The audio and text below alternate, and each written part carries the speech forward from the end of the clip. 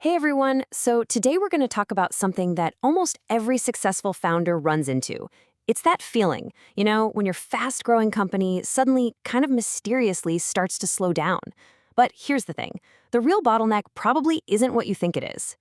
Does this sound familiar to you? You're working harder than ever, your team is putting in the hours, but everything just feels slower. The business almost feels like it's pushing back against you.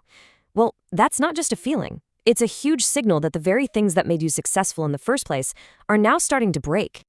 So what's really going on here? That sense of drag, that friction, it's coming from your company's informal operating system. The scrappy way you used to get things done. It's now buckling under the weight of your own success. And this failure has some very, very specific symptoms. Let's just run through the checklist, see if any of these ring a bell. Progress just slows to a crawl. Your calendar is suddenly packed with meetings, but real communication feels like it's breaking down. Work gets done, then it gets redone. And that urgent fire you put out last month, oh look, it's back again. These aren't just one-off problems. They are cracks forming in your company's foundation. Okay, so when things slow down, it's totally natural to look at your team. You start to think, is this a talent issue? Do people need to be more motivated? But here is the critical insight. That is almost always the wrong diagnosis. So on one side, you've got the common assumption, it's a people problem. But on the other, you have the reality, which is a system-level problem. That brilliant, scrappy, informal way you used to operate has just been completely overwhelmed by complexity. Your people aren't failing you. The system you've put them in is failing them. So if it's not the people, then what in the world is it? Well, this true bottleneck, this invisible ceiling that's holding your company back, it actually has a name. It's called decision latency. Decision latency is really simply the gap in time between the moment a decision is needed and the moment it's actually made. Now, it sounds kind of harmless, right? But that little gap, that's where your company's momentum and progress go to die. Because that gap isn't empty space, no way. It's filled with stalled projects. It's filled with teams just sitting around waiting for clarification. It's filled with customers waiting for answers. Your whole business basically turns into this giant waiting line where everything is held up, just waiting for a decision to get unlocked. And here's the absolute worst part.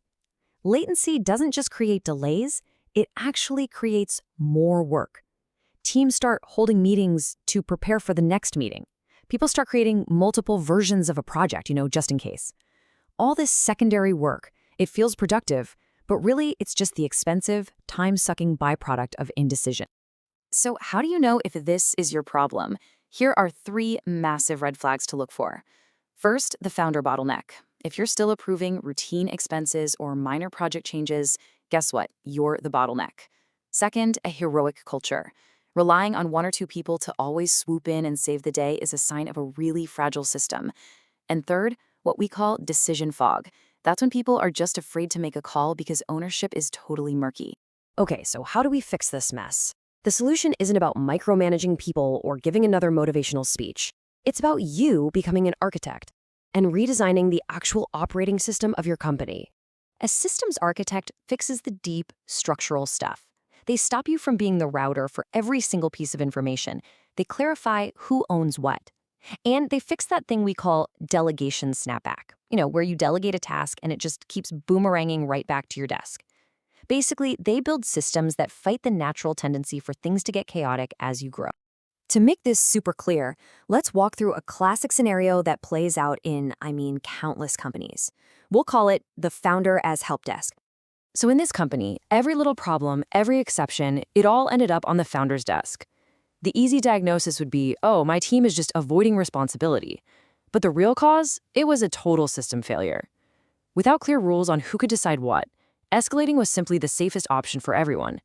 They weren't avoiding responsibility, they were avoiding blame. The system was actually encouraging them to act that way.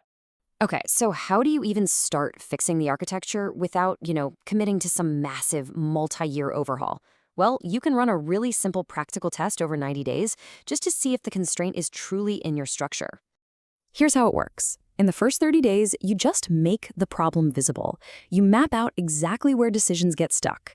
In month 2, you install what we call a minimum viable OS, something simple like a clear weekly meeting cadence and defined owners for common problems. And then finally, in month 3, you pressure test that new system to see if it actually holds up, and you measure if decisions are faster and if those same old fires have finally stopped. And it's so important to remember this. The goal of this 90-day test isn't to build a perfect, permanent system. Not at all. It's simply to get clarity. It's to prove, once and for all, whether the bottleneck is your structure or something else. Because once you know that, the fix becomes operational, not emotional.